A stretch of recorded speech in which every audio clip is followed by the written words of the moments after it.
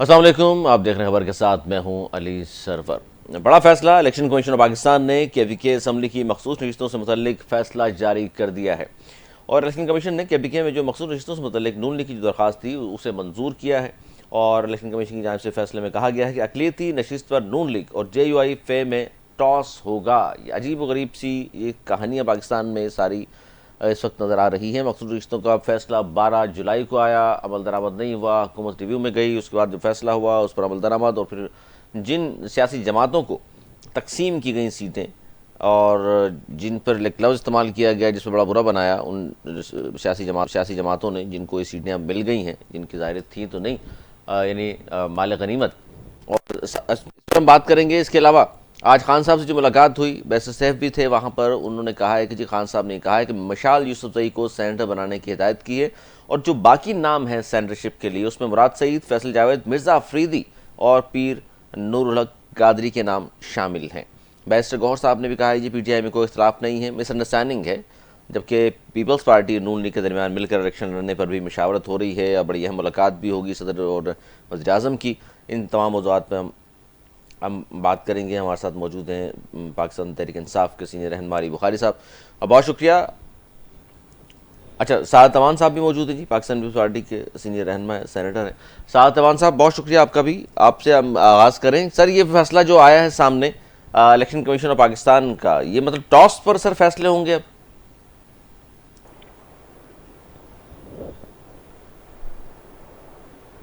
जी साद अमान साहब, आवाज़ आ रही है आपको? बहुत कम है, आ रही है कम, जरा बढ़ा दें। जी सर, आवाज़ थोड़ी बढ़ाइएगा साद अवान साहब की। साद अवान साहब, इलेक्शन कमीशन ऑफ पाकिस्तान ने जो KP असम्बली की मखसूस नशिस्तों से मुतल्लिक फैसला जो किया है कि जी ये जो अक़लियती नशिस्त है इसका फैसला टॉस करके कर लें आप लोग,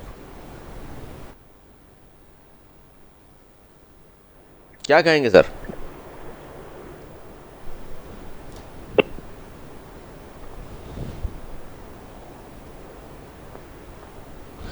साद अवान साहब, सुन सकते हैं आप हमें?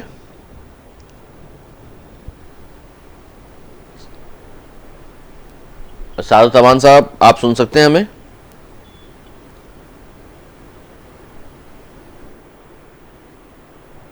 अच्छा जी, हम सादत अमान साहब से बात कर रहे हैं और उनसे पूछेंगे कि जनाब ये टॉस पर जो फैसला सामने आया और इस फैसले के हवाले से उनसे हम जानना चाहते हैं कि इस तरह के जो फैसले, एक तरफ हम बात करते हैं आइन और कानून की और दूसरी तरफ अगर बीच में टॉस भी हो सकता है कि इसके लिए तो जवाब दूंगा। जी सादत अमान साहब। हेलो हेलो, जी सादत अमान साहब, जी बोलें, हुक्म करें। सर गुजारिश ये थी कि जो फैसला आया है इलेक्शन कमीशन ऑफ पाकिस्तान का, एक KPK में मखसूस नशिस्तों से मुतल्लिक है और अक़लियती नशिस्त पर उन्होंने कहा है कि जी टॉस करके फैसला कर लें कि ये नशिस्त किसकी है, नून लीग की है या मौलाना साहब की है। ठीक है, अगर बात ये है कि इस तरीके से अगर कहीं वोट किसी जगह पे अगर इक्वल हो जाते हैं, इक्वल वोट हो जाते हैं, उसके बाद इस किस्म की सूरत सिचुएशन हो सकती है। लेकिन अदरवाइज तो मैं समझता हूँ ये टॉस वाली बात, इसमें कोई मैच नहीं है कि जहाँ पे आप टॉस कर लें और उसके बाद वो सीट दे लें। लेकिन बाद अगर कहीं पे वोट इक्वल हो जाते हैं, नंबर इक्वल हो जाते हैं, तो वहाँ पे इस किस्म की ऑप्शन जो है वहाँ पे हो जाती हैं।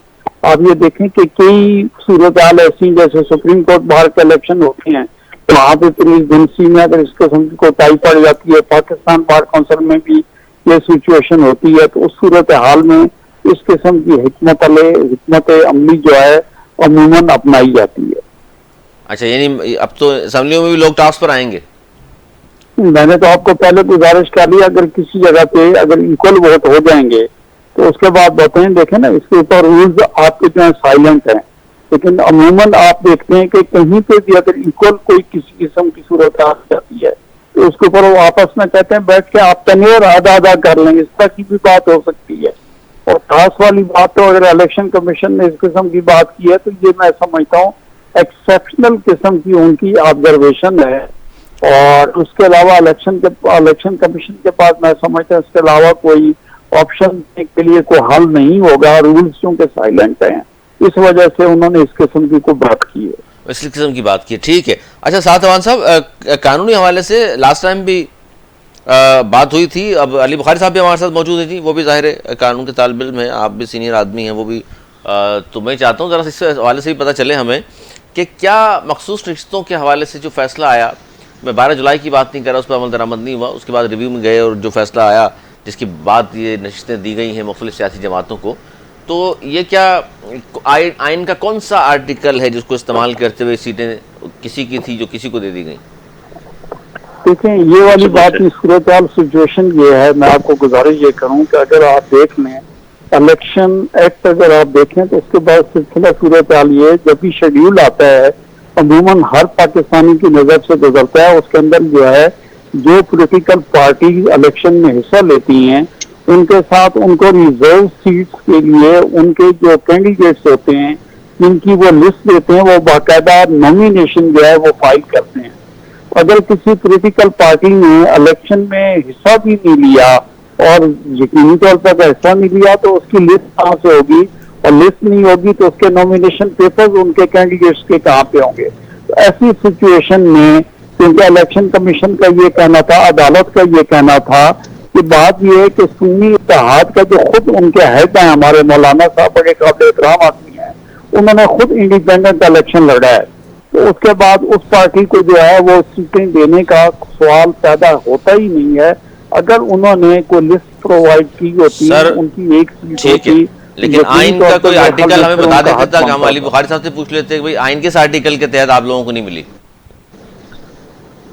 जी यार, आइन के कोई ऐसा आर्टिकल नहीं है जी। आज आइन का आर्टिकल 55 यही साद अवान साहब से मैं पूछना चाह रहा हूँ। साद अवान साहब जितने आर्टिकल्स हैं वैसे बात नहीं कर रहे, किस्म का कोई आर्टिकल मौजूद नहीं है में ये बात मुल्क तो आइन और कानून पे चलता है ना सर। अब आइन के बगैर इसका मतलब फैसले हो रहे हैं। इलेक्शन एक्ट में भी ऐसी कोई चीज नहीं है कि किसको मिलेगी।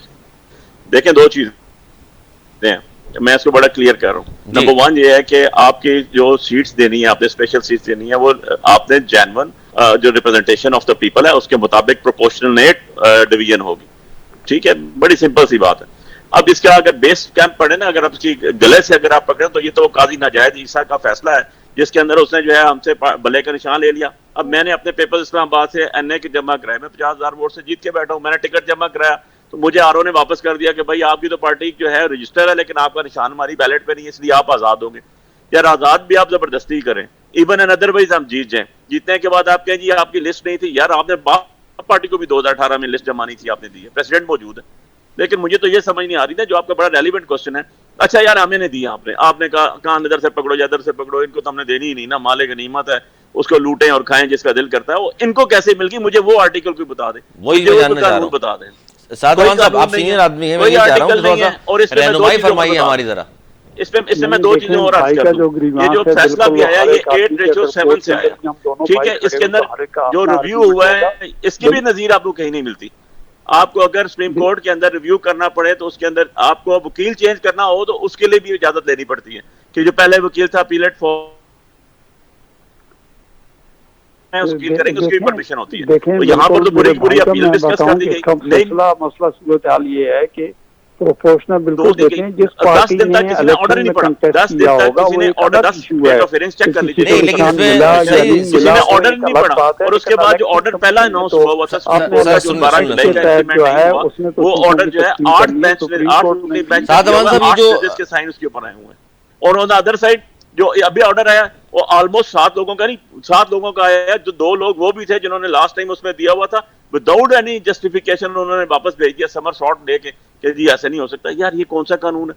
तो हमें तो बता दें कॉन्स्टिट्यूशन की कोई यही मैं जानना चाह रहा हूं। अली बुखारी साहब, यही कुछ करना था, यही कुछ करना था तो एक और 27वीं अमेंडमेंट कर देनी थी आपने, और करके जो है वो भी आ रही है, वो भी आ रही है, तरीके में कर देनी थी, वो भी आ रही है और उसके तहत कर देना था। लेकिन मैं साद अवान साहब चूंकि सीनियर लॉयर भी हैं, सेनेटर भी हैं, मैंने कहा ये शायद समझा सकें हमें, आवाम को भी बता सकें, वो आर्टिकल भी शायद कोई निकाल लियो। साद अवान साहब क्या कहेंगे? कानूनी चूंकि नुक्ते हैं हम नहीं जानते, आपसे रहनुमाई। मैं बिल्कुल आपका कहना बजाय मैंने ये कहा कि हर चीज जो है कॉन्स्टिट्यूशन ऑफ पाकिस्तान में नहीं होती है। कवानीन जो बनते हैं उन कानून में या रूल्स में जो चीज दी जाती है, इसलिए मैंने कहा कि आप रिजर्व सीट्स के लिए इलेक्शन एक्ट को पढ़ लें। शेड्यूल जो होता है वो कॉन्स्टिट्यूशन ऑफ पाकिस्तान के तहत इलेक्शन का थोड़ी देते हैं। इलेक्शन कमीशन जो है जो पे मतलब किसी भी इलेक्शन का शेड्यूल जारी करता है, इलेक्शन एक्ट के तहत करता है, उसके अंदर सारा इलेक्शन का प्रोग्राम दिया जाता है। तो रिजर्व सीट के हवाले से आप देख लें जो भी है बाकायदा वहाँ पे नॉमिनेशन पेपर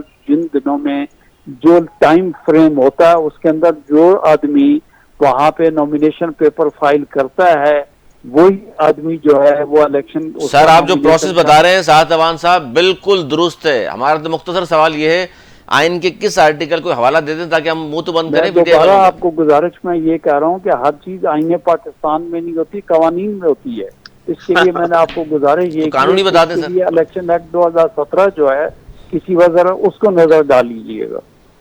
2017 अली बुखारी साहब 2017 नजर से गुजरा है? देखिए जी बिल्कुल गुजरा है जी, हमने तो इलेक्शन लड़ा ना। बात यह 2017 का एक्ट, 2017 के बाद 2022 में जो पीडीएम की गवर्नमेंट ने अमेंडमेंट की उसको भी पढ़ लें, और उसके बाद जब दोबारा आफ्टर इलेक्शंस जो है इनको पता चला कि रिटायर्ड जजेस जो है उनको नहीं लगाएंगे तो हम फारग हो रहे हैं, हमारी तो ये जो जाली एमएनएस बैठे हुए फारग हो जाएंगे फॉर्म 47 वाले, उसको भी पढ़ लें। अमेंडमेंट के अंदर भी कहीं भी ये नहीं लिखा हुआ कि इनको सीट कैसे मिलेंगी। प्रोपोर्शन डिवीजन है भाई, बड़ी सीधी सी बात है। 8 सीटें आपकी केपी में हैं, 10 आपको मिल रही हैं, फालतू कैसे मिल रही हैं यार? कोई तो कानून होगा, तो तरीकाकार होगा ना साद अवान साहब, इस तरह तो नहीं है ना। 8 सीटें 10 कैसे दे सकता है कोई आदमी किसी को? आपको 10 मिल गई, इसी को तो हम बंदर बांट कहते हैं। तभी तो उसका नाम माले गनीमत रखा हुआ है कि जब जंग लड़ी जाती है जो लूट खसूट का माल होता है वो जिसके हाथ में लग जाता है वो कहता है मैं लेके जा रहा हूँ, इसको माले गनीमत कहते हैं। इसीलिए इसको जो है लूटा हुआ माल सब तस्वर किया जा रहा है और हर एक कहता है मैं अपने हाथ इसमें रंग लूं, मैं भी बहती गंगा से हाथ धो लूं। एक्चुअली तो इनके पास है कुछ नहीं ना, इन्होंने अवाम ने इनको वोट ही नहीं दिया। तो जब वोट नहीं दिया किस प्रोपोर्शन से होगा? जो है मेरे भाई की ख्वाहिश हो सकती है, इनका बयान हो सकता है, ये खुद एडवोकेट हैं।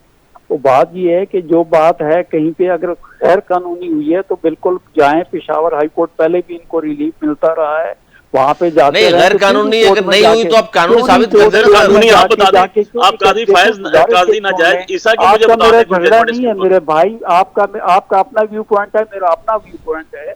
मेरा कहना ये है कि मैं ये समझता हूँ मेरे लिहाज से जो कुछ हुआ है वो आइन और कानून के मुताबिक हुआ है। आपका अगर कोई ग्रीवांस है आप कोर्ट में जाए, जाके कोर्ट को चैलेंज सर आपके मुताबिक नहीं सर, हम पूछ रहे हैं आइन और कानून के मुताबिक फैसला अगर आप समझते हैं कि वो सही नहीं है तो आप अदालत में जाए। हर बात के ऊपर हर पाकिस्तानी का ये हक है, और पाकिस्तान जो हर पाकिस्तानी जो है सर सुन रहे हैं हम आपको। हम ये जानना चाहते हैं कि आपके मुताबिक नहीं सर, हम आइन और कानून के मुताबिक जानना चाहते हैं।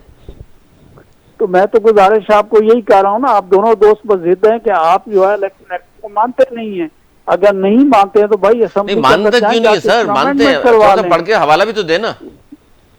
तो फिर वही वाली आप बात कर रहे हैं। मैंने कहा कि ये जाके देखें, उसके अंदर बाकायदा प्रोविजन है रिजर्व सीट का, मखसूस नशिस्तें जितनी हैं उन सब का जो है उसके अंदर बाकायदा प्रोविजन है। अच्छा चलें वो भी है, ठीक है सर। अच्छा दूसरा ये सर 8 नशिस्तों वालों को 10 मिल गई, ये क्या हिसाब किताब है सर?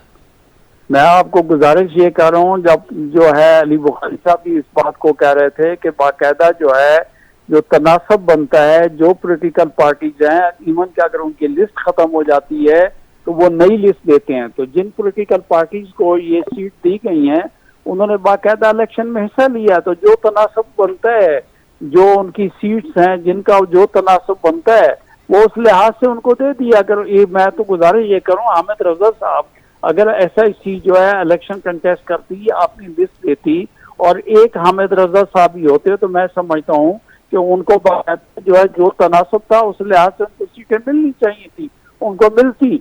तो अभी भी जो सीटों की तकसीम हुई है, जो पॉलिटिकल पार्टी जिन्होंने इलेक्शन में हिस्सा लिया, तो जो वहाँ उस सूबे की जितनी रिजर्व सीट हैं उस लिहाज से उनका जो तनासब मिला, उस लिहाज से जो तनासब जो उनका हिस्सा बना बकदरे जुस्सा, उस लिहाज से उनको जो है वो सीट्स मिल गई हैं। तो इसमें कोई गैर कानूनी बात नहीं हुई है कि जिसको हम कहें कि कोई गैर कानूनी बात हुई है। मैं ये समझता हूँ कि बिल्कुल बजा तौर पे जो है ये कानून के लोगों को मिली हुई है और जिनका ग्रीवांस है वो अदालत में सर यही तो सर यही उस जमाने में हम कहा करते थे PTI वालों को भी कि आज जो आप कानून के तहत हर बात कर रहे हैं ये कल मुखालिफ होगी आपके मुखालिफ। आज आप जाहिर हुकूमत में तो आप ये बात कर रहे हैं। ये ना ये तो हर देखें हम ये नहीं कह रहे कि आपके लिए कानून अलग है मेरे लिए अलग है। किसी सूबाई जो कानून होते हैं वो तो सूबों के लिए होते हैं। जो मरकजी कानून है, जो फेडरल लॉ है वो हर एक के लिए है। अच्छा सर इस हवाले से साद अवान साहब सर जाते जाते आखिरी सवाल उस हवाले से करना चाह रहा हूँ, पाकिस्तान पीपल्स पार्टी और नून लीग के दरमियान मिलकर इलेक्शन लड़ने पर मशावरत हुई है केपीके में, क्या ये बात दुरुस्त है कि मिलकर लड़ेंगे इलेक्शन केपीके में सेनेट का? ये गुजारिश ये है कि आप ये बता रहे हैं पाकिस्तान पीपल्स पार्टी एक बहुत बड़ी सियासी जमात है, बहुत बड़ी पॉलिटिकल पार्टी है, और बात ये है कि हमने गवर्नमेंट बनाने के लिए एक दूसरे को सपोर्ट किया, इलेक्शन लड़ने की बात नहीं है। पाकिस्तान पीपल्स पार्टी हमेशा इंडिपेंडेंट इलेक्शन लड़ती रही है 1968 से लेके। नहीं मेरा सर सेनेट के इलेक्शन सेनेट इलेक्शन की बात कर रहा हूँ। पाकिस्तान पीपल्स पार्टी इंडिपेंडेंट इलेक्शन लड़ेगी और इंशाअल्लाह ताला बिलावल भुट्टो जरदारी साहब इस पाकिस्तान के प्राइम मिनिस्टर होंगे। बहुत शुक्रिया, साद अमान साहब हमारे साथ मौजूद थे। नाज़रीन गुफ्तगू आपने सुनी साद अमान साहब की, वाली बुखारी साहब आपका भी बहुत शुक्रिया। और बड़ी अजीब और गरीब चूँकि ये सारी चीज़ें हैं, इसमें बड़ा आइन और कानून की चूँकि हम बात कर रहे होते हैं, कोई मुल्क जो है कहा करते हैं जी आइन और कानून के बगैर चल नहीं सकता, इसलिए मैंने पूछा जो मखसूस रिश्ते हैं ये किस आइन के आर्टिकल के तहत या किस कानून के तहत दी गई। बहुत सारे लोग ये सवाल उठाते हैं, ये हम बात करना चाह रहे थे, ये हमने बात की। आज टॉस पर फैसला हो रहा है सीट का, अब अंदाज़ा कीजिए मखसूस रिश्तों में टॉस से फैसला हो रहा है कि ये सीट किसको जाएगी।